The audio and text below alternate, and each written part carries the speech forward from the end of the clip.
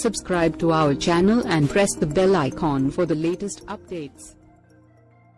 Bharat Australia జట్ల మధ్య జరిగిన 4వ వన్డేలో సైతం అంపైర్ నిర్ణయ పునఃసమీక్ష పద్ధతి డిఆర్ఎస్లో వైఫల్యం కొట్టించినట్లు కనబడింది. గత మ్యాచ్లో బాల్ ట్రాకింగ్ టెక్నాలజీ లోపం కనిపించగా 4వ వన్డేలో ఆస్టన్ టర్నర్ అవుట్కు సంబంధించి డిఆర్ఎస్ చర్చనీయాంశమైంది. 44వ ఓవర్లో చాహల్ బౌలింగ్లో టర్నర్ కీపర్ రిషబ్ పంత్కు క్యాచ్ ఇచ్చాడు. అయితే దీనిపై టీమిండియా అపీల్ చేయగా ఫీల్డ్ అంపైర్ తిరస్కరించాడు. అది గట్టిగా అవుట్ అని నమ్మిన రిషబ్ పంత్ రివ్యూకి వెళదామని కోహ్లీకి సూచించాడు. దాంతో టీమిండియా డిఆర్ఎస్కు వెళ్ళింది. పలుమారు రీప్లేలో చూసిన థర్డ్ అంపైర్ తనకు కూడా స్పష్టత లేదని సంకేతాలు ఇచ్చాడు.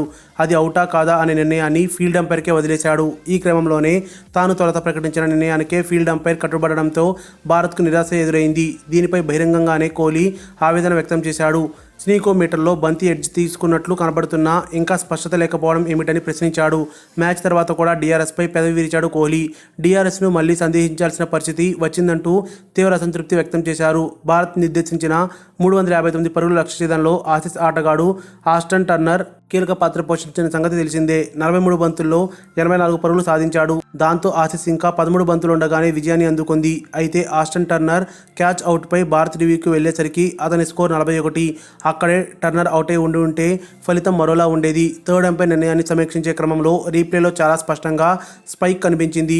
స్నీకోమీటర్లో బంతి ఎడ్జ్ తీసుకుని కీపర్ చేతుల్లోకి వెళ్ళింది.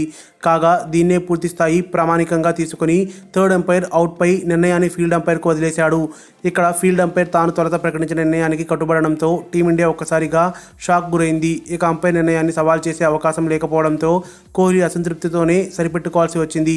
థర్డ్ అంపైర్ పలు కోణాల్లో పరీక్షించి ఫించ్ను అవుట్గా ప్రకటించాడు. ఆ బంతి పిచ్ అయ్యే క్రమంలో మిడిల్ స్టంప్ నుంచి మిడిల్ వికెట్ను గిరాటిస్తుండగా బాల్ ట్రాకింగ్ టెక్నాలజీ మాత్రం అది లెగ్ స్టంప్లో పడి మిడిల్ స్టంప్కు వెళుతున్నట్టు కనిపించింది. దాంతో డిఆర్ఎస్లో ఇంకా లోపాలు ఉన్నట్లు మరోసారి స్పష్టమైంది. గతంలో ఒకానొక సందర్భంలో డిఆర్ఎస్ సరిగా లేదనే వాదనను భారత్ బలంగా వినిపించింది. అయితే ఈ టెక్నాలజీని పలుమార్లు పరీక్షించిన తర్వాత అందుకు బీసీసీఐ ఓకే చెప్పింది.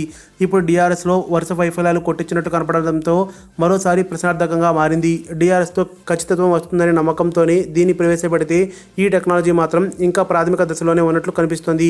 ప్రధానంగా వరల్డ్ కప్ సమీపిస్తున్న తరుణంలో డిఆర్ఎస్లో లోపాలు ఒక్కొక్కటిగా బయటపడడం ఐసీసీకి మరింత తలనొప్పిని తెచ్చిపెట్టే అవకాశం ఉంది. మరిన్ని అప్డేట్స్ కోసం మన ఛానల్ని సబ్స్క్రైబ్ చేయండి.